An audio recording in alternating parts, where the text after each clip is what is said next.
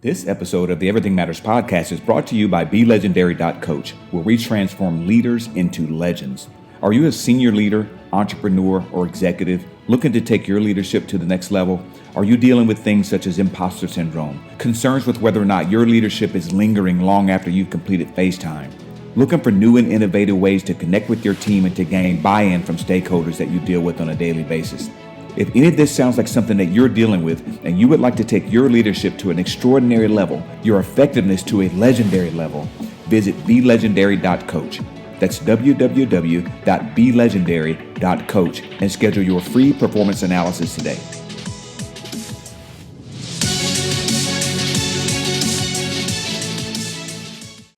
Hello, everyone, and welcome back to the next episode of the Everything Matters podcast. I'm your host, Bradford Speaks.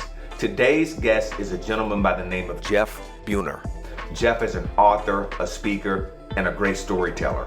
Jeff is here today to share with us his remarkable story about how his life was significantly changed when he was given a manuscript by a really nice woman at whose home he was simply doing contractor concrete work.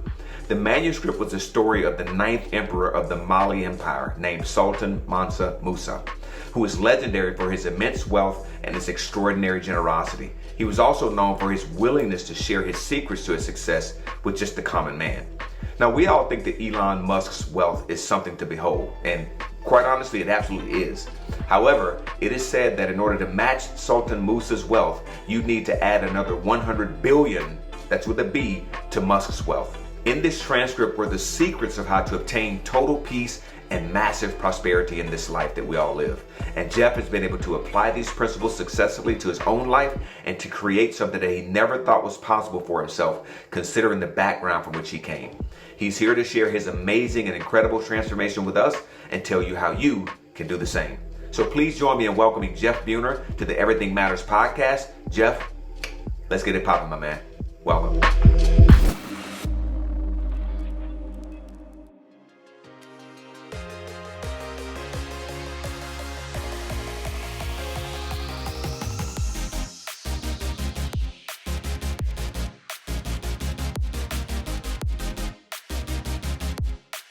Hey, Jeff, welcome, buddy, to the Everything Matters podcast, man. So great to have you on as my guest.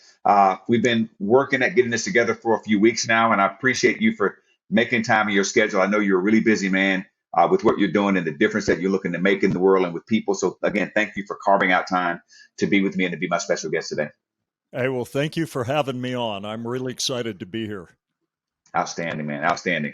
So, Jeff, before we get into really the bulk of what we want to talk about today, which is I'm so excited about it because this is really my area. As a high performance coach, I'm always looking for ways that I can help people see their life in a bigger way and to shift the way that they view life. And I know that's a lot of what you're going to share with us today. So I'm so excited to dig into that. But I want to give the audience a little bit of an opportunity before we go to that to get to know you a little bit. So where'd you grow up? I see you got a name here. You would share with me off camera, your last name being Buehner. And I'm curious to know what the origin of that name is. Did you grow up in that place, or where'd you grow up, and what was life like for you as a kid, man? Buehner is a German name, but my dad was adopted at 14. So we're mostly Irish, but grew up kind of, accepting that German background and being part of the German culture a little bit. But Awesome. I was raised in America, little town, Heber City, Utah. I don't know if you've ever heard of that place. Never heard of that place. Little cowboy town, and just grew up a farm boy on a ranch. Interesting. I have not heard of that place before, and I guarantee you haven't heard of the town that I grew up in either.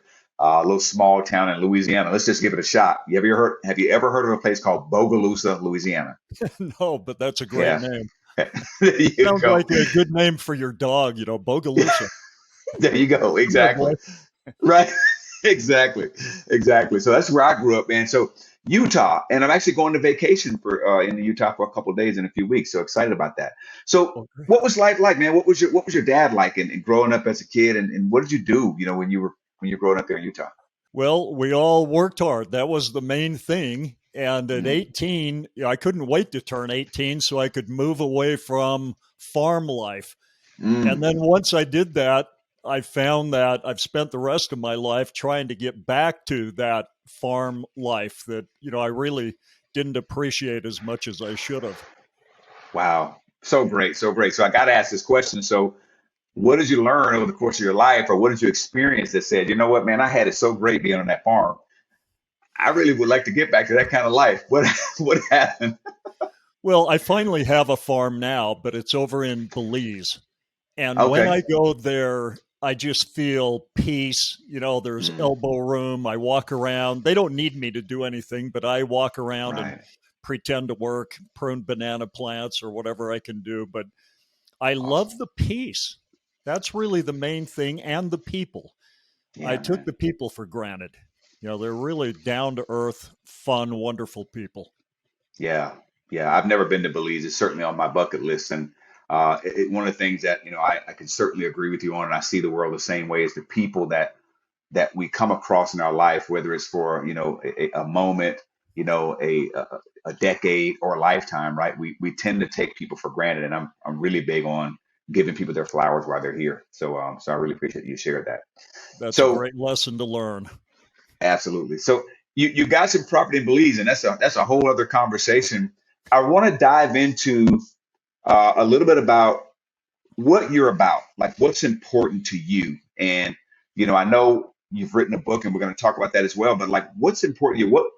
What drives the work that you do with your life, like how you live your life and the purpose that you've taken on for your life? What's that about? What are you about? What's your elevator pitch for Jeff?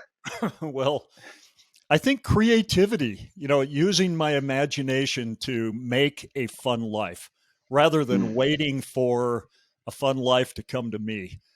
And we'll get more into that, but that's really what I'm all yeah, about. I love it, man. Who doesn't want more fun in their life? We all do. We all do, even if we don't recognize it. We do want fun, right?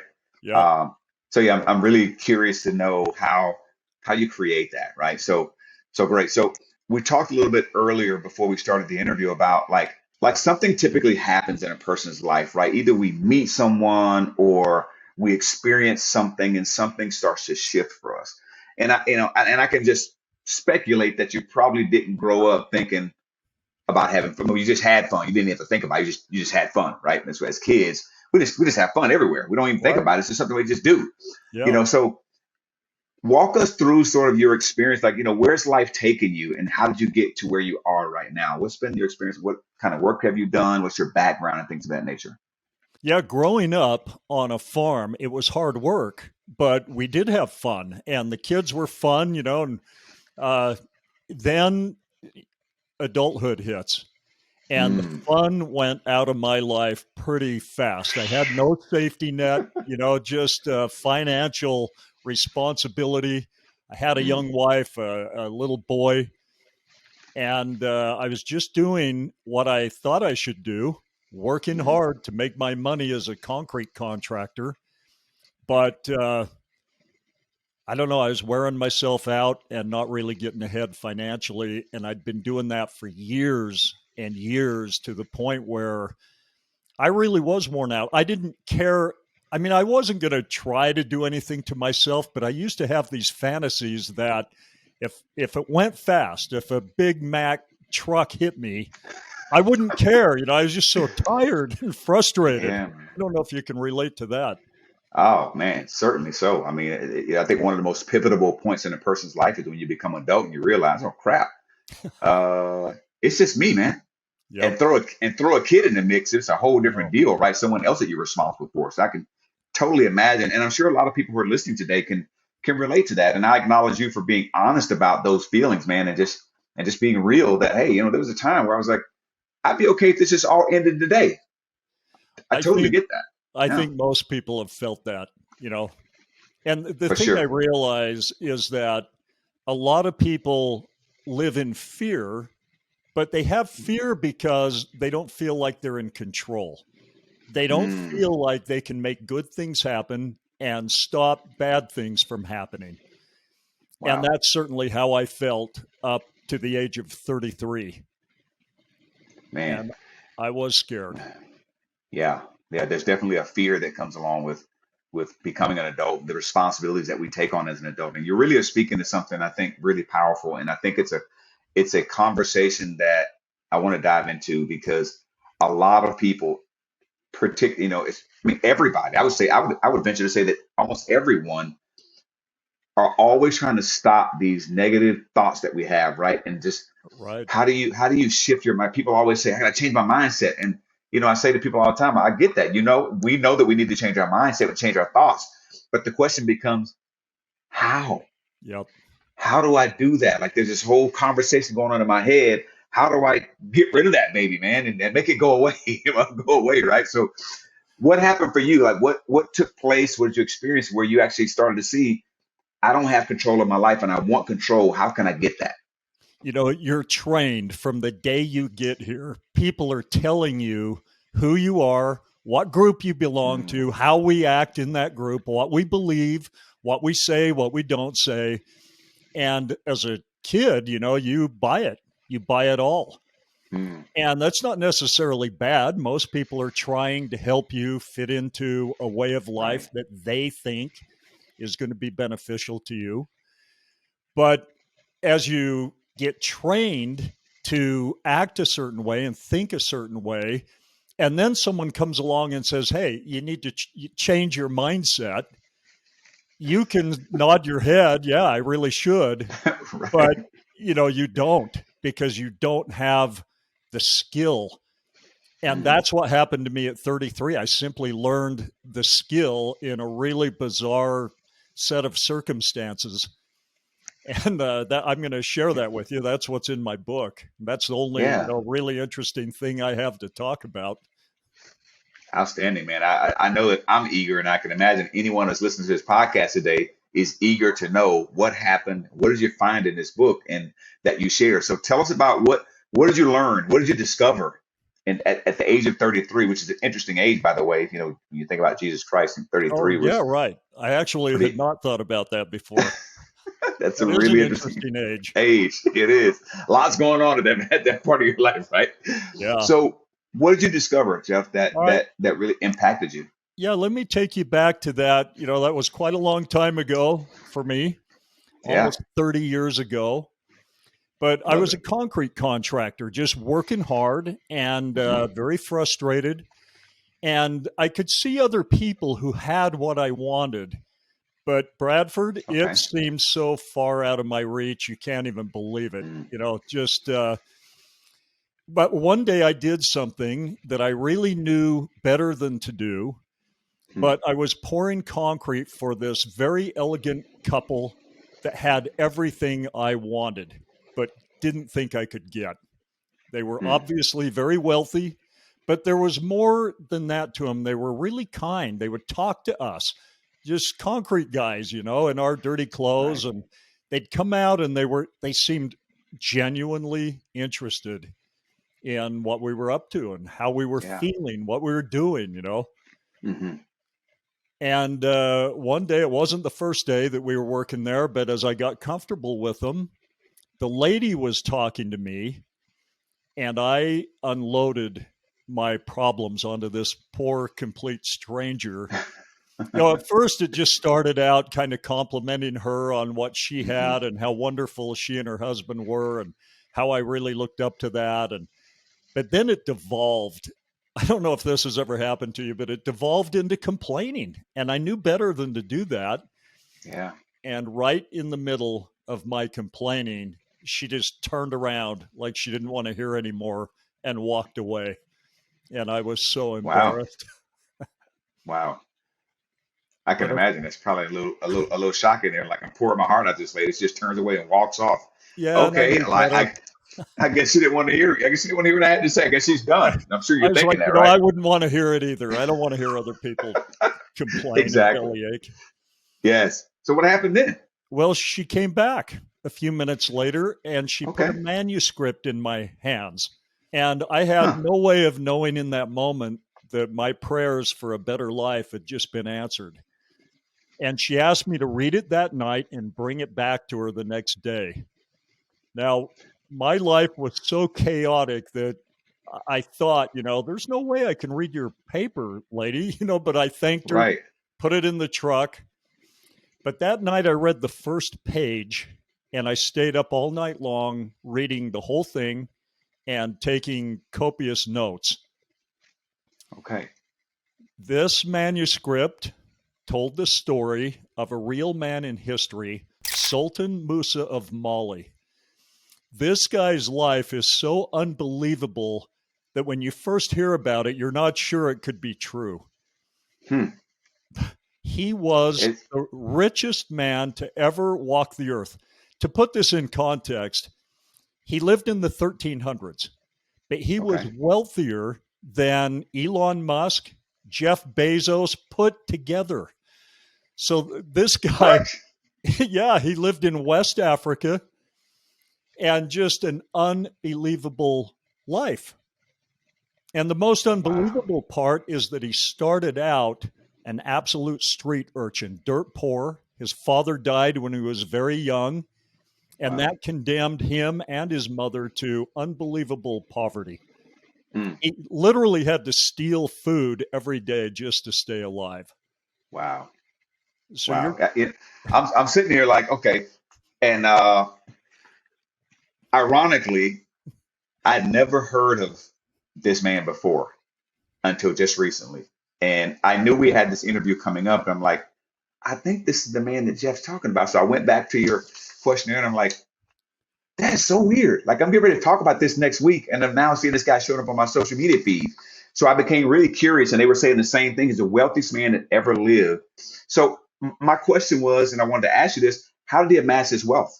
Being from complete poverty, what did he do? Is it oil, gas? I mean, that's what we think of. He started an Amazon online store. What happened? How did he make this money? Well, back then, oil and gas, that's what makes you wealthy now, I guess. But back then it was gold and salt. But he had none of that, starting out. Okay. His is the greatest rags to riches story ever told. And the fact that we have not, like in school, been taught about this guy is really criminal. It's really too bad. Wow. Anyway, he to carry on with the story, I'm looking at this manuscript, and there's something in it called the language of the gods. So I got to go back and tell you about this a little bit. But if you speak this language, the world obeys your commands. It just does. Whether you speak it in a positive way or a negative way, the world obeys your commands. So I got to back up just a little bit because Musa, at the age of 12, had a near-death experience. And he met a man made of light who taught him all kinds of crazy things, like how the world works, how you work. And Musa survived this attempt on his life and came back and turned his life around. I mean, it's like I say, it's the greatest rags to riches story ever told. But he used these principles that the man made of light taught him. But here's the thing, Bradford, he wrote them all down. He wrote like in detail, not for him. His life was already wonderful, but for us, for you, for me. For me? But yeah, absolutely. He wrote to us. Wow. And it's touching when I read this, I was like, wow, this guy didn't have to do this. But here it is in front of me. Crazy. Absolute answer to my prayers. I was just living in fear, had no control. I felt like life is happening to me and I couldn't do much about it.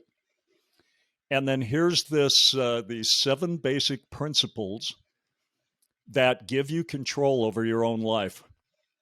Wow. And, successful people are already doing this, but they haven't codified it. So you have people who are highly successful in maybe one area of life and dismal failures in other areas. But once you can codify, once you see it and understand it, you can be successful and take control, literally seize control of any aspect of your life that's important to you. Man. And so I'm taken back by this story. I've never heard of it before. So I have a question. So how do you know that this isn't like a mythological story? Like, how do you verify this historically that this actually happened, that this guy actually existed? How do you know? I never did until way later. I mean, now you can go watch National Geographic. They did a big thing on him. I found Hmm. out much later that he's in the history books. This Al-Shabib wrote extensively about him because of his wealth. And he wasn't just personally wealthy. He lifted the entire Mali kingdom, this giant area in West Africa, out of Wow. poverty by teaching these 7 principles. It's said of Musa that, and this is before he was sultan, he would start construction on a new school every Friday. And What? in these schools, yeah, he's this guy. It's unbelievable. He would teach these principles to everybody who would listen, and it lifted the entire kingdom out of poverty, made everybody Wow. wealthy and happy, prosperous, creative. Uh, Unbelievable. now, Really an unbelievable story. here's an interesting thing about him. This is another one I had never heard about. He embedded the secrets to his success that he learned from the man made of light, the basic formula for how you seize control of your life, in a fairy tale that is so compelling that centuries later, almost everyone on earth is familiar with it. And this is the fairy tale Aladdin and the Magic Lamp. Mm, Musa is the author of that. And Antoine really? Galland was honest about that. He never claimed to have written that. He got 2 parchments from a Syrian fisherman. One was the fairy tale. The other one was a detailed, uh, well, it was detailed explanation for what the fairy tale meant and how to speak this language of the gods that I'm going to tell you more about in a minute. Man, outstanding. Yeah, crazy, huh? That's crazy. It really is. Um, I'm thinking to myself, I've watched Aladdin a few times. I have kids, so definitely watched it with them. Yeah. And I've always been curious of where that story came from. Like, was it, a lot of these stories you see in cartoons and movies, sometimes they'll give credit and they'll look back at, okay, this is where this story originated from, and then sometimes they won't. So it's hard to know Right. sometimes. Uh, so so it's language is what you're saying, is how you create. It's what you speak. It sounds like it's what you're saying. Well, Um, kind of, but not okay. not the words that come out of your mouth and not even the thoughts that you're thinking. So Oh this my. takes just a little bit of effort to wrap your head around this. So Okay. the best way to maybe teach this is to go back to the fairy tale. And by the way, Antoine Galland, he only published the fairy tale. He didn't publish the explanation and he didn't publish Mm, the tutorial on how to speak the language of the gods because he was terrified of it. It spoke of God, it spoke of near death experiences, it spoke of 2 bodies, a spirit body, a physical body, and he did not dare publish that wow. thing. He thought it would ruin his life. Right. But give the guy credit, It's a he lived fear. in the 1600s where people were Right. still burned at the stake for the crime of Yeah, heresy. that's true. So he Very never true. published it, but he himself went on to experience tremendous wealth and even fame. So he read it, Wow. there's no question, and used it, but he didn't publish it. He just Wow. handed it down, kept it guarded, and handed it down generation to generation. And so I would imagine that this is what you've been able to actually document, put into your book, and be able to share with the world, or some Yeah. your interpretation, or whatever you want to share out of your experience is inside your book. Is that Right. correct? Yeah. So I gave her the manuscript back. If I knew now what I knew then, I probably would have copied it, although that was back in the day when I didn't have a copy machine at home. Right.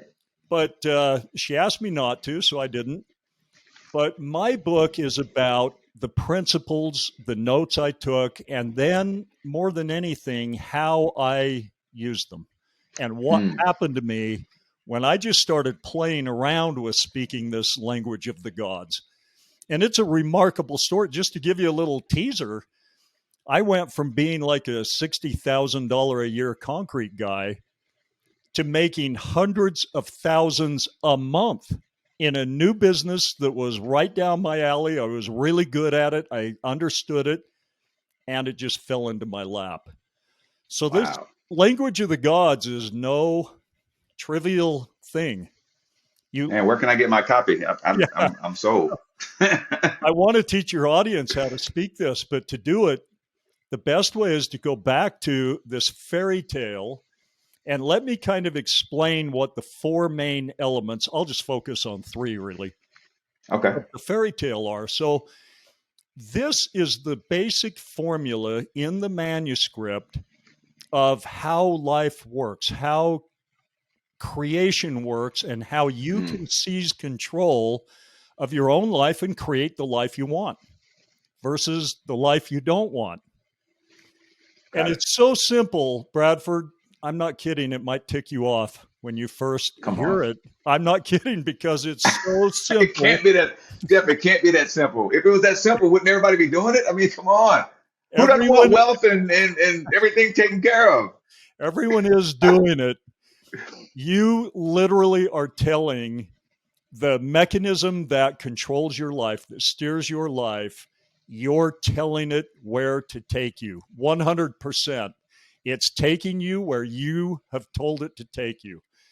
And as soon as Jeff, when did I tell it this? I don't remember that conversation. Right. So let's get into the language of the gods, because basically Aladdin in the fairy tale represents the conscious you. So that part of you that you think of as you, but you're much more complex than that. Gotcha. That's the conscious part. Then you have this mechanism that controls your life. It's really 100% in control of your personality, your memories, everything that makes you you. And it steers you to be you. So you're going to be congruent, and that's why you can go talk to your dad and he's the same guy every time, says the same things. You can count on him being him. Count on it. There it is. It's this mechanism that steers your life and controls it. Wow. Musa called it the veiled mind. So you have two bodies, a spirit body and a physical body, and you have two minds. The conscious mind, which is represented by Aladdin, and then you have this, what I'm going to call the subconscious mind, because we can relate to that. Right. It's the mechanism that controls everything. Now, that is represented by the all-powerful genie that can get you anything you want if you speak to it in the right language, if you summons it. So that brings us to the magic lamp in the story. So I can't just rub. So I can't just rub it. Is that? I'm just kidding. It's Go ahead. literally easier than that. Oh my God, Jeff! Stop it. Go ahead. You are speaking to this genie, and just remember, in the metaphor, Aladdin and the Magic Lamp, which Musa wrote as a metaphor for his own life, the genie, the veiled mind, only says two things. So one is a question: what is wanted? What do you want? The only other thing it says is, your wish is my command. So it's always asking, like it's asking you right now, what do you want? And you're always answering in this language of the gods, and then it goes and does it. It follows, you're the one telling it, and it does exactly what you command it to do. So, Jeff, if it's not the words that come out of your mouth and it's not the thoughts you think, what the heck is it? Yeah. What's the fourth principle? Please. It's feelings. The fourth element. It's feelings. Feelings is the language of the gods. So we are trained to feel bad, to be fearful. We're trained to be pretty negative when you stop and think about it. Like if I ask you right now, how do you feel about your finances? All right, well, you might feel grateful for what you've got in the bank, but you probably feel some fear about the future. Can I keep it? Can I invest it? What about my investments? Are they going to go up or Right. down? And what about your relationships? What about your health? We're trained to be pretty negative. Mm. But this language of the gods, when you take control of how you feel, and it's not easy at first, but it's very easy after you learn some games and tricks and techniques. You've taken control of your life. You really have. You literally have the power to dictate future events and tell your subconscious mind that those are experiences you intend to have, want to have, and you can sit back and they're going to happen at some point in your future. It's Wow. that crazy. All right. So I'm thinking here to myself, okay, being a coach, right? So there's got to be some action somewhere. Like what I've got to do something to bring it about, right? It's not just going to fall in my lap, literally, or is it? Is that what you're saying? Like I got to do something. Like when you went out and started this business, you had to, whether the business showed up for you or you found it, whatever, you had to take action on that business and go out and create it, do something, Well, right? So where's the action come into play? okay. Great question, by the way, Bradford. That's a great question. You act on your feelings. If you feel like doing something, you do it. If you don't feel like doing it, you know as well as I do, it stays on your to-do list forever. Yep. So when you change the way you feel about any aspect of your life, your subconscious mind believes your feelings. It never doubts your feelings. It believes every single one of them. So if Yeah. you're feeling good about your finances, it believes it. And once it's on board and it believes subconsciously that you're supposed to have good finances, it takes control. And now it speaks back to you in feelings, thoughts, feelings, emotions, instincts, all of that, ideas. But it will guide you once it believes subconsciously that you're supposed to have something. It absolutely makes sure that that's what happens. You can't stop Wow. it. You can't stop it. Once a subconscious belief is formed, that's the way it's going to be. You can take that to the bank. Man, you make me think about something, and I want to give a shout out to Kanye West. Kanye said years ago, I don't know if you remember this, they called it a mental breakdown, but he was on the stage doing a show and he stopped the show and he kept saying, feelings matter, man. Feelings matter. The guy's a billionaire, so maybe he's talking about something. I don't know. Yeah, maybe he understood something, but feelings Maybe. are literally Wow. everything. If you Interesting. feel like you're going to be poor, you're going to be poor. And as soon as you feel on a subconscious, deep core level that you're to be rich, you're going to be rich, and there's nothing that can stop it. Wow. All right. So my next question is, and I'm sure a lot of people who are listening today wondering the same thing. Man, how do I control my feelings? Yeah. My God, I mean, they're so hard. I mean, I don't feel like it today, right? I just don't feel Right. like it. Like you said, I don't feel. I'm tired. I'm sleepy. I'm not motivated. All that stuff. How does one control that so that they actually All can right. generate the kind of feelings that they want and they can have what they want? How's that work? That's a really good question. So to start out with, let's understand how subconscious beliefs are formed. So Okay. for your entire life, subconscious beliefs were set by an event accompanied by really strong emotion. So something happened and you felt strongly about it. Maybe you Yes. got up on the stage to sing as a little kid and one of the other little kids snickered, or a parent did, even worse. Now you felt so strongly that a subconscious belief was formed and you don't ever perform in front of people again. You're terrified of that experience. That's right. That's right. So nothing has changed. All of your you can set new subconscious beliefs very easily. I'm going to tell you how to do it. Yeah, I'm waiting. Okay, so if all of your subconscious beliefs are set by an event that is attached to strong emotion, and you want to change how you feel about anything, you have to experience an event that has a lot of meaning to you, a lot of emotion behind it. All right, well, your reality isn't going to do it, right? You look at your reality, and if you're broke, that doesn't make you feel good. That makes you feel more broke. Worse. And round and round you go, Right. So everybody has a God-given superpower. And this superpower is your ability to imagine and pretend. Now think about it.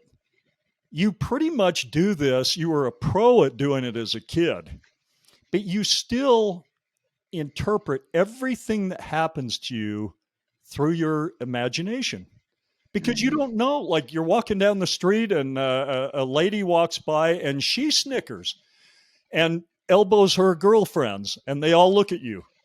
And then you keep walking and they keep walking. You don't ask them, hey, what did you mean by that? You just very quickly interpret it. And you might interpret it as, yeah, those ladies thought I was handsome and they're showing each other. Or you might interpret it, hey, they probably think I'm dressed weird or I look weird. But you're doing this all the time. You don't know all the facts. You're just using your imagination to give value to everything that happens.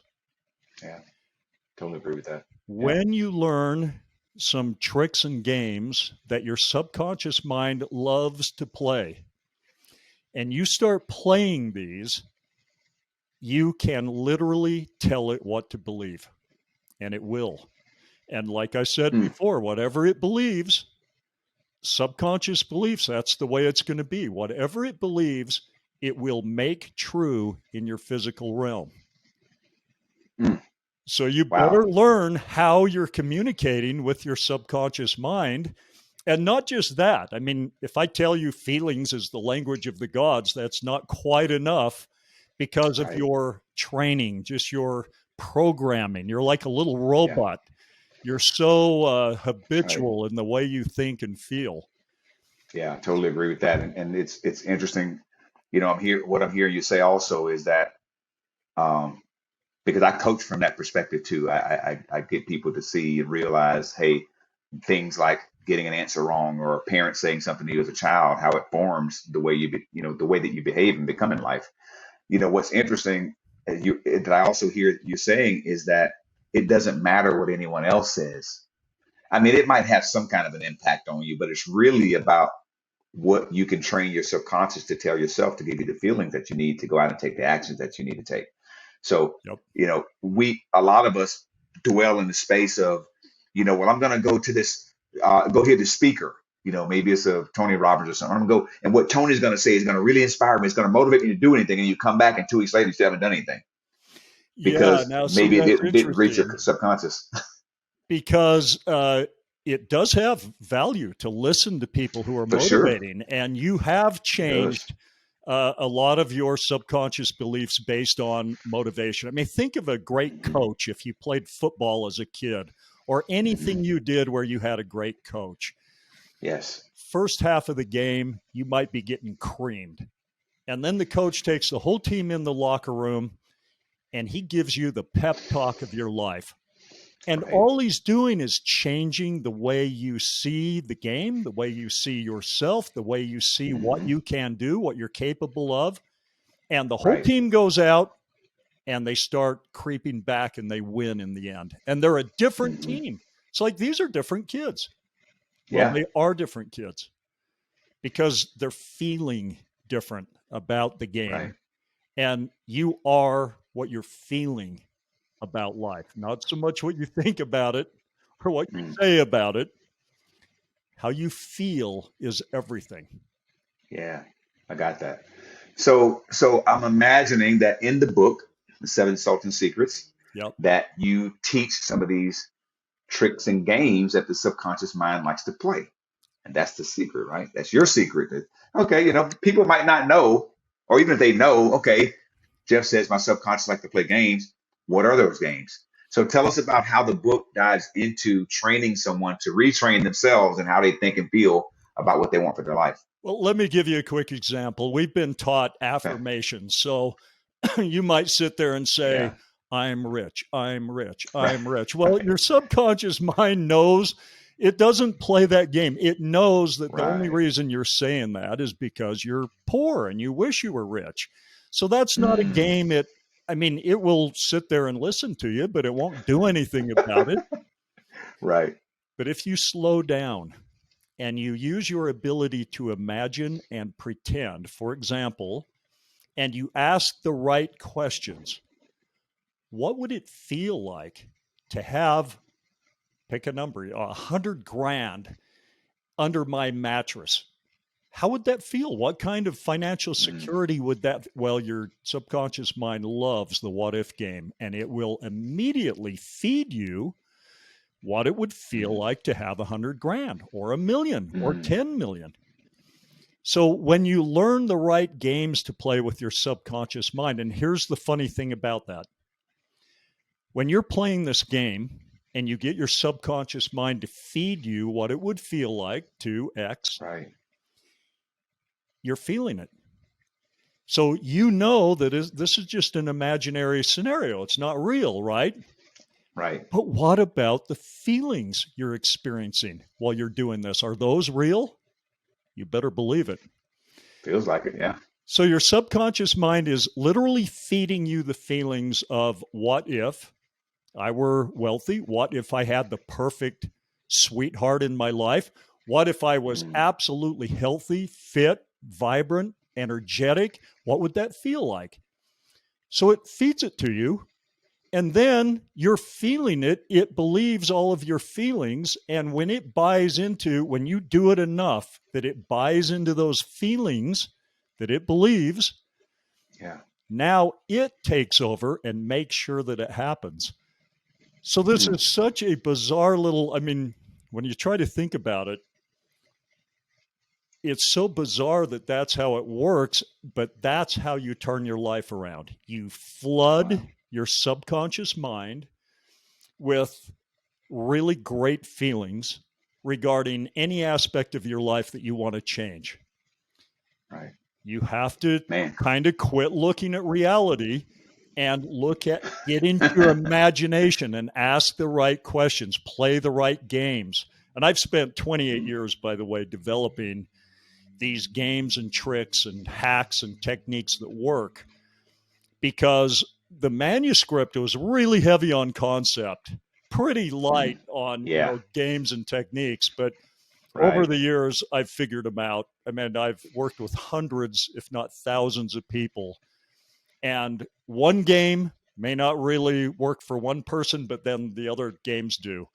And we're Right. all a little different, but there's a game for everybody, I promise. Man, really great. So I was thinking again, as you're talking, I'm thinking through this whole process. So one question that came up for me as well that people might want to know is, I know that feelings often can be fleeting as well, right? Which is, I guess, sort of the intended value of the affirmations to keep the feeling alive. So with utilizing these principles and these techniques and the tricks and games and hacks that you're providing, how do you maintain and sustain that feeling that you need to keep you going forward and moving in the direction that you want to have for your life? That's kind of outlined in the book, because that gets into the way you do it. Once you Mm. understand what you're doing, think of The Secret. So many people read that book, they got all Hmm. excited. Hmm. It had some truth, about half the truth. You've got to focus on things that make you happy. You got to focus on things that you want to have happen, because then you Yeah. feel good. The problem is, she didn't go into how feeling good is going to change your life. She didn't teach, why imagining and focusing on those things, how it's going to change your life, or why you Hmm. should do it. So people were Right. so habitual. You wake up every morning thinking the same thoughts. What are you thinking about? Your life, the circumstances of Right. your life. Well, as you think of those circumstances, you feel a certain way. And if you True. were to document, how do I think and how do I feel every morning, you would see so clearly it's the same stuff. It's the same Yeah. thing. Yep. So to It's change like that, it's like a recorder. yeah, It's like a recorder. we are programmed. Literally, when I say you're like a little robot, you are. You're just a Yeah. little robot. You've been programmed to be you. Yep. To change Man. that, you've got to learn to throw a big monkey wrench into that process of thinking and feeling and turn it around. And you can. You can absolutely take control of it. And as soon as you do, you've seized control of your future. It's just a fact. Jeff, really powerful stuff, man. And I can't wait to share how people can get their hands on this book. I wanted to ask you also, one of the things that I like to focus on are challenges that people come across in life. And you've obviously shared some of those with us, being a concrete worker, a contractor, and then coming across something that caused you to have a real serious breakthrough in your life and it's giving you unimaginable levels of success that I'm sure you never saw coming for yourself. I wanted to ask you who, other than,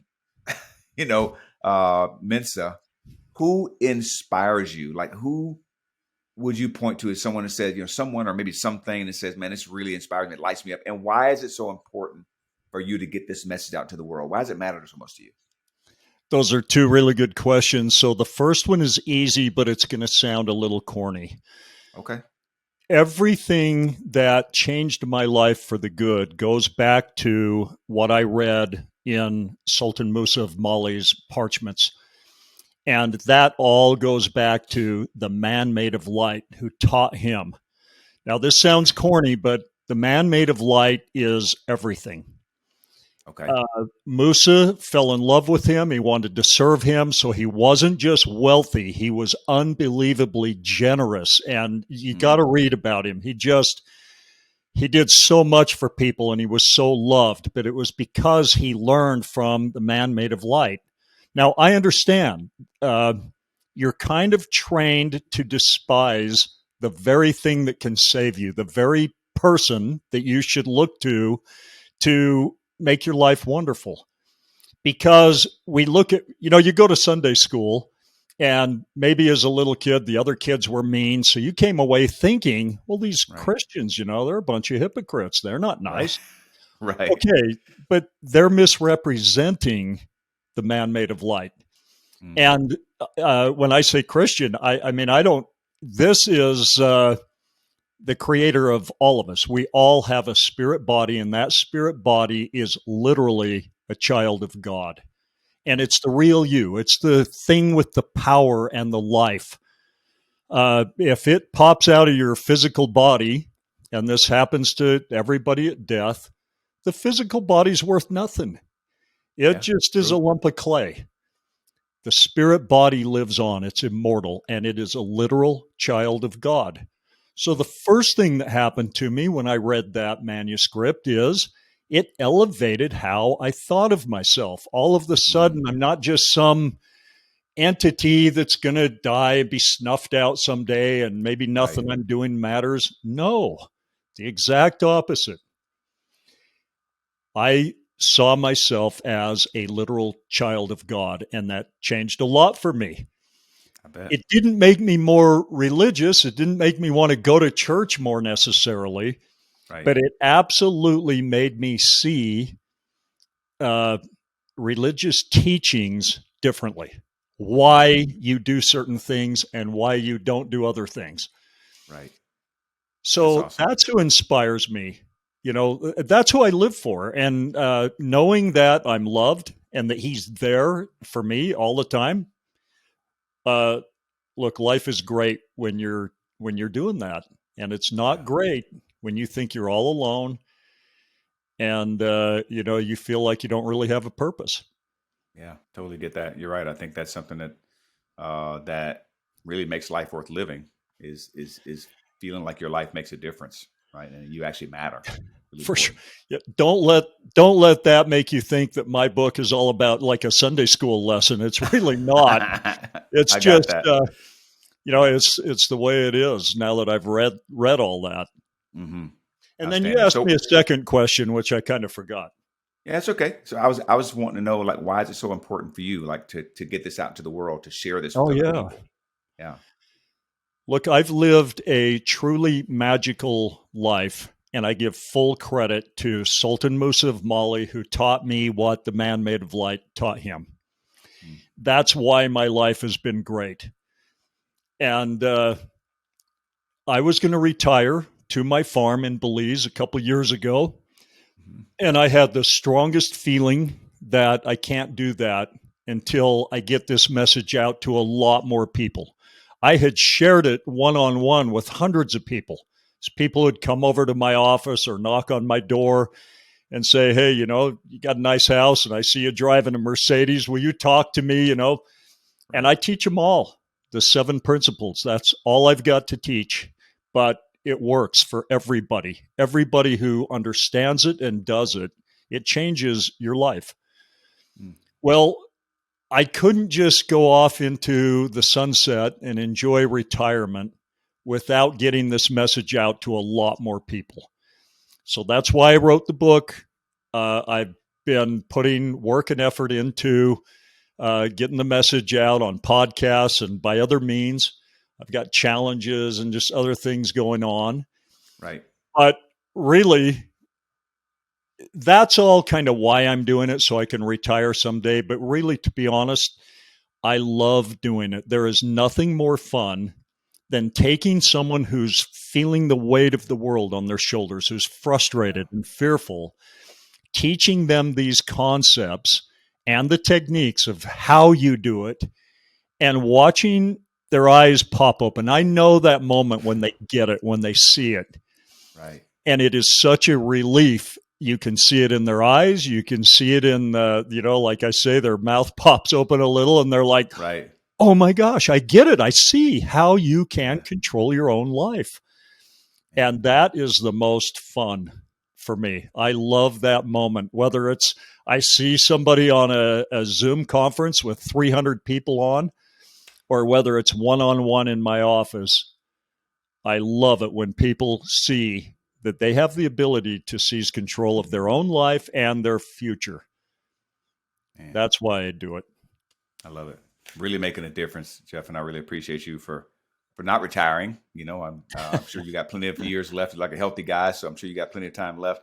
But for staying in the game, man, with us and sharing what you've learned and the secrets to help people have the life that they want. So I'm certainly interested in reading the book and learning the principles, and sharing it with the people that I come across. So if people are listening to the podcast today, how do they get the book? Yeah, Where do if they go to this find it? resonates with you, download the book. You could be speaking the language of the gods tonight and like all day tomorrow. You go to sultans7secrets.com. That's sultans with an S at the beginning and an S at the end. The number 7 secrets with an S at the beginning and an S at the end.com. Sultan7secrets.com. You can download the book. We've made it so cheap. You'll see, I'm just giving it away basically so that we can, get the word out to Yeah. people. And we need it more than ever. If you're concerned about, oh my gosh, the world is going to hell in a handcart. I Yeah, think but that's most of us. you don't have to. And then you can Right. be a rock for your family and you can teach Right. these concepts. And now your family is a rock for the community. And then the community Yeah. can be a rock for the whole area. So you don't have to Yeah. be afraid. You don't have to go down with the ship, so to speak. Right. So grab the book, learn the concepts, and just go from there. Life is a gift. It's a blessing. I didn't see it that way at 33. I do now. It's a tremendous, Yeah. unbelievable gift, and it's yours. It's yours to control. Just learn how. And that's part of what you're doing here is learning how. Yeah. That's great, man. Great. So one more question I have, Jeff, do you offer any kind of coaching like that can go along with the book? Like if somebody bought the book and said, man, I'm really struggling to get these principles implemented, like I want some extra support. Is that something that you offer as well? Yeah, the book is the concepts, and then I have a workshop that people can attend. Okay. And, that goes deep right into techniques and games and tricks and hacks and how you take control of your subconscious mind and tell it exactly what kind of a life to go create for you. But start with the book, and then that'll lead you to anything else that we're doing. So just start there. That's the place to take the first step. Love it, man. I love it, Jeff. Thank you. SultansSecrets.com. Sultan 7 Secrets? Yeah, the number 7. The number 7. Sultans7secrets.com, everybody. If you want to learn the secrets of living a life that's full, a life that's not just money and wealth and power, but I mean, like really having a life of being fulfilled, it sounds like this is a great place to start. So, Jeff, man, thank you so much for coming onto the podcast and sharing with us what you're doing. I appreciate all the work that you're doing in the world, and you're staying for people having a life that they love. And if it's money, wealth, fame, whatever you want, it's great to know that it's all possible through the imagination, which we all have, and the access that gives us to controlling our feelings and then having what we want. Really brilliant. Perfect. Man. Thank you, Bradford, for having me on, and congrats on the success of your podcast. Really proud of the work you're doing. Awesome, man. Thank you so much, Jeff. Take care. Now we'll see you soon, man. We'll get you to come back on and maybe bring somebody that's had a breakthrough and using the 7 secrets, man, and talk about what they got for themselves. That'd be awesome. That'd be wonderful. Looking forward to it. Take care, man. Good to see you. Take care. Bye-bye. This is Doris Brown's baby boy. We out.